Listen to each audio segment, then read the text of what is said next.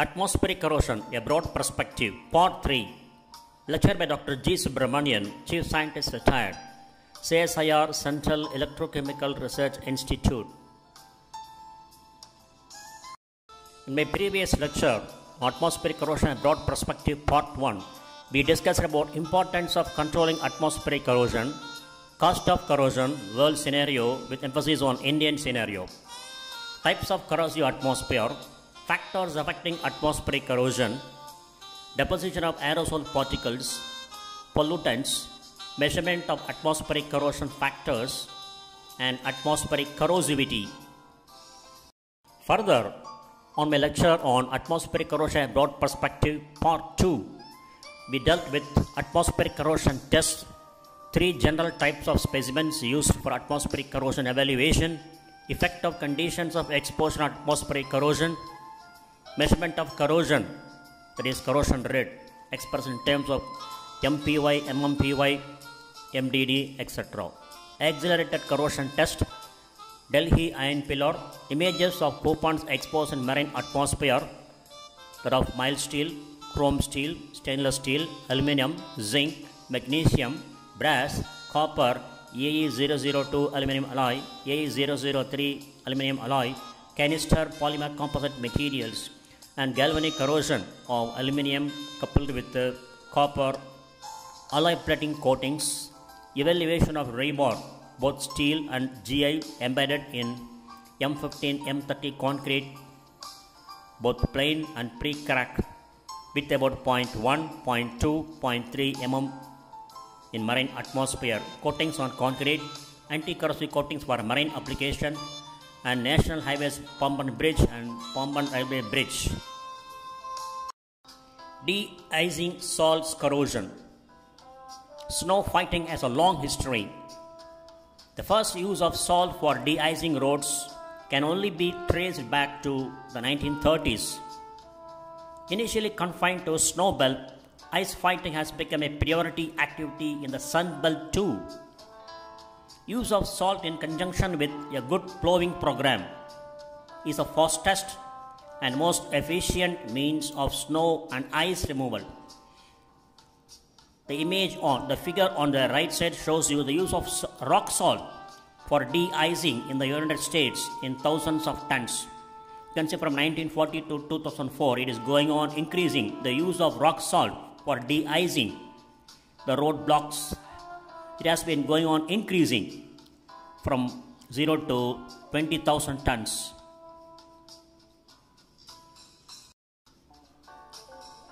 A 1972 study by Highway Research Board concluded that the roughness of the road ice and slippage of the wheels can result in an increase in fuel consumption around 35% in averages, and as much as 50% when there is 5 centimeters of snow on the road. The picture below depicts the statistics revealing the number of accidents before and after applying de-icing salts. You can see relative hover from middle to left, it is going towards negative direction, -1, -2, -3. That is accidents per million vehicles kilometer of travel. You can see in US and Germany, after salt spreading from 0th hour, it is declining. The accidents are declining. So the using of salt for de-icing plus plowing program has reduced the number of accidents. Besides environmental concerns, one of the major criticisms of salt use for de-icing is its contribution to corrosion of metal in steel bridges, road vehicles, reinforced concrete, that is bridge decks, parking garages, and any other metallic objects in close proximity to roads and highways, for example lampposts, statues, etc. Although another effective but less corrosive de-icing agent is commercially available, calcium magnesium acetate, shortly called CMA. Its price is apparently too high for wide usage. 1 ton of CMA costs 300 to 600 US dollars as opposed to 20 to 70 US dollars for rock salt. The use of CMA has thus been confined to areas where corrosion could cause critically important damage, such as for airport winter maintenance. The figure on the right side shows you corrosivity map of North America, showing the particular aggressiveness of the snow belt region. You can see the degree of aggressiveness: negligible, ranges from negligible, mild, moderate, severe, extremely severe. The orange color is severe, the red color is extremely severe. The higher level of vehicle corrosion in snow belt region when compared to adjacent non-marine region can only be attributed to the use of de-icing salts. So, when we act against nature, when human beings act against nature to solve one problem, we are adding another problem to our utilities. By means of adding de-icing salts, we are adding corrosion to the structures along the road. The picture shows the results of a study investigating the transport and effects of de-icing salts-laden aerosols. You can see Snowbelt City, Kingston, Ontario, Canada. For comparison, similar measurements made in non-trafficked areas of the same city typically showed corrosion rates 50 times smaller or 50 times lesser. You can see over the bridge.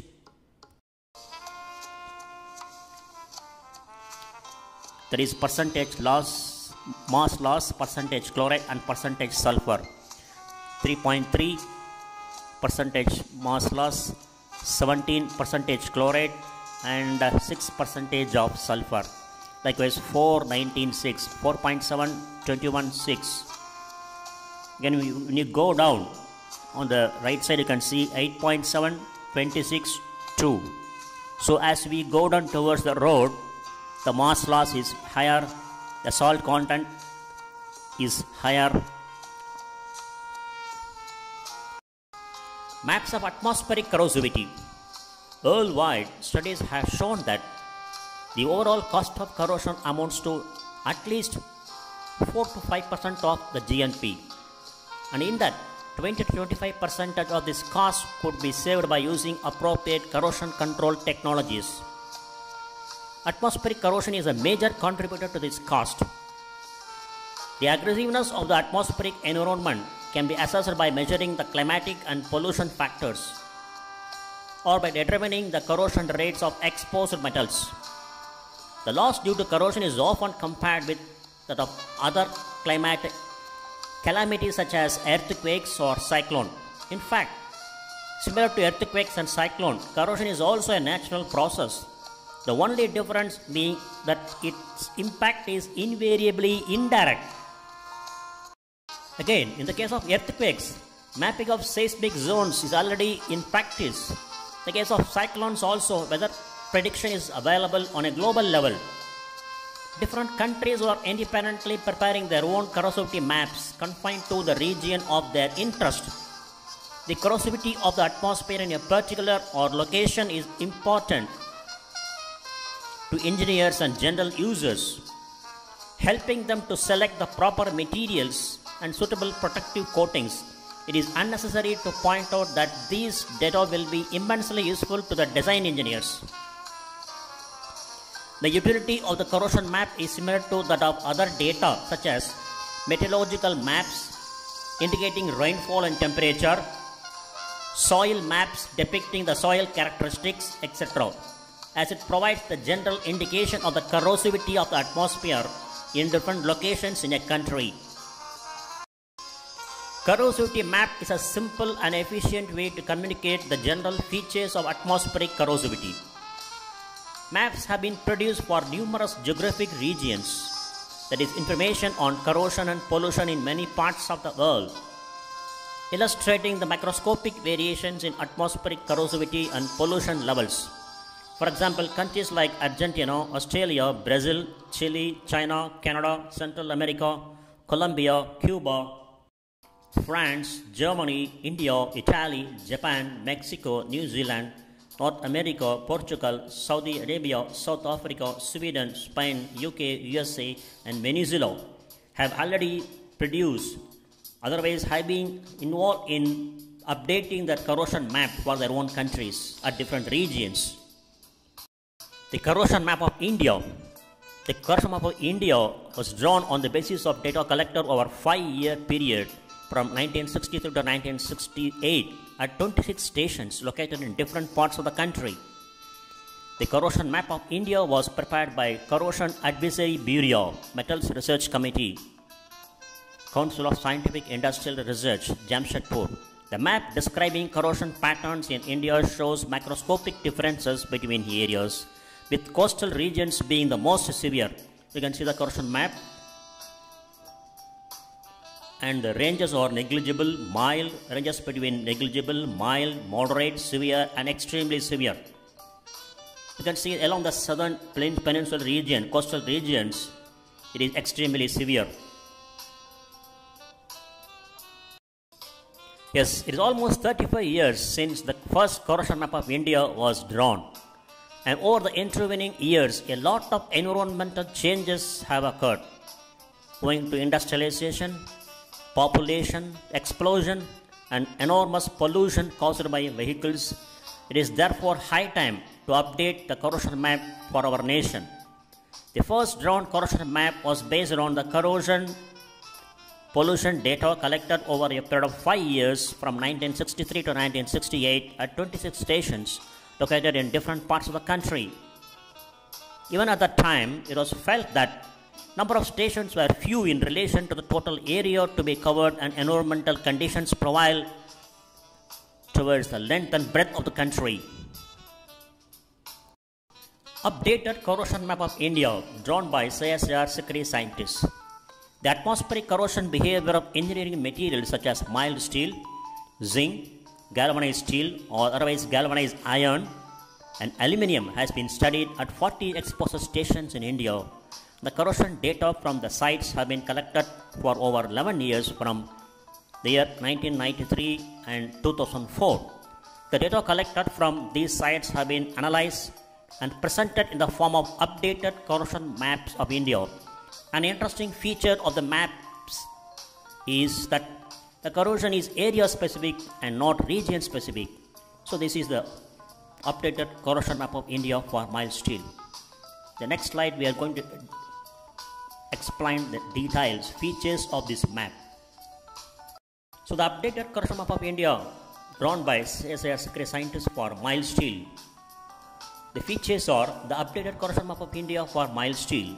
The corrosion rate of mild steel out of 40 locations, only 5 locations like Sriharikota, Chennai Naval Base, Mormugao Port, Port Blair and Metropolitan have experienced highest range, that is extremely severe, in other words extremely corrosive.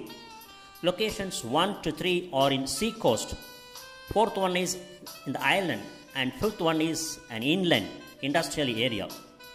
The higher values of salt content in the atmosphere 5000, 486, 425 and 365 mg per meter square per day at Sriharikota, Chennai Naval Base, Mormugao Port and Port Blair respectively, and relative humidity above the critical value. Further, heavy rainfall and large variations between the maximum minimum temperature are the reasons for the higher corrosion rates experienced at these 5 locations. The Metropolitan Exposure Station is located 40 km away from Coimbatore in a hilly area. Viscose and chemical industries are located in and around the site. The prevailing sulfur dioxide content in the atmosphere, that is ranging between 450 and 630 mg per meter square per day, is the main industrial pollutant prevailing at this site, that is Metropolitan. Trace amount of salt content in the atmosphere, shortly called salinity, more than 90% relative humidity and minimum maximum temperature ranging between 50 to 40 degrees centigrade. Besides, variation in the maximum temperature favored higher condensation and in turn accelerated the corrosion rate of mild steel. So this is the updated corrosion map of India for zinc drawn by CSIR Sikri scientists in the year 2004. Out of 40 locations, the corrosion rate was found to be higher range in 6 locations. Out of the 6, 4 are on the east coast and one is in the west coast and other is Port Blair. For zinc also the corrosion rate is area specific and not region specific. The only difference is the highest and lowest corrosion rate range is very much lower than that of mild steel. You can see the range of corrosion rates for zinc expressed in millimeter per year, MMPY. If it is less than 0.001, it is mild.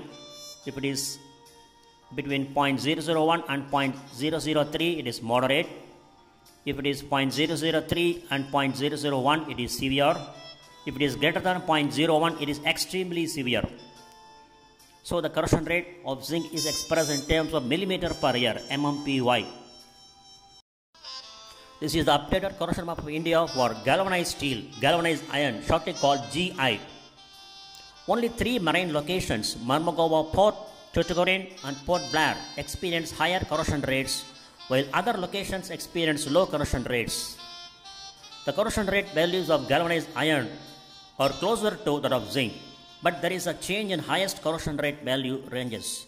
Interestingly, for GI, the number of stations with the high corrosion rate values are fewer compared to zinc.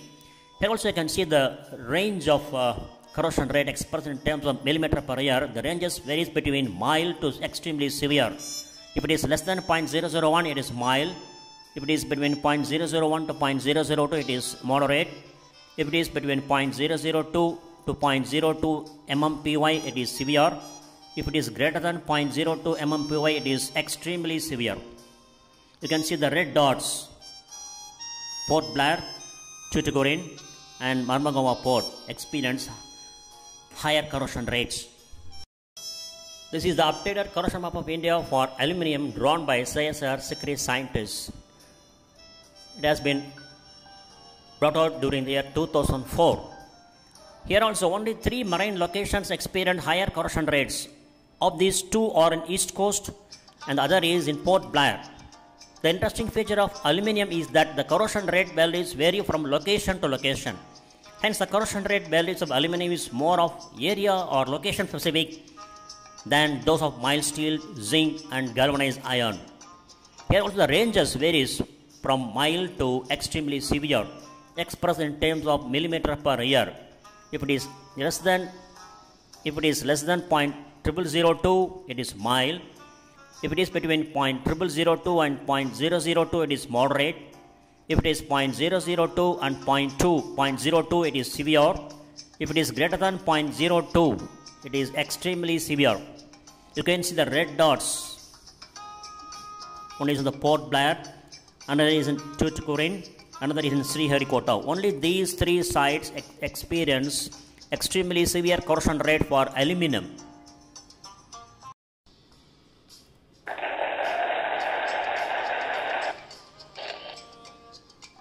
Thank you very much for listening and watching this video.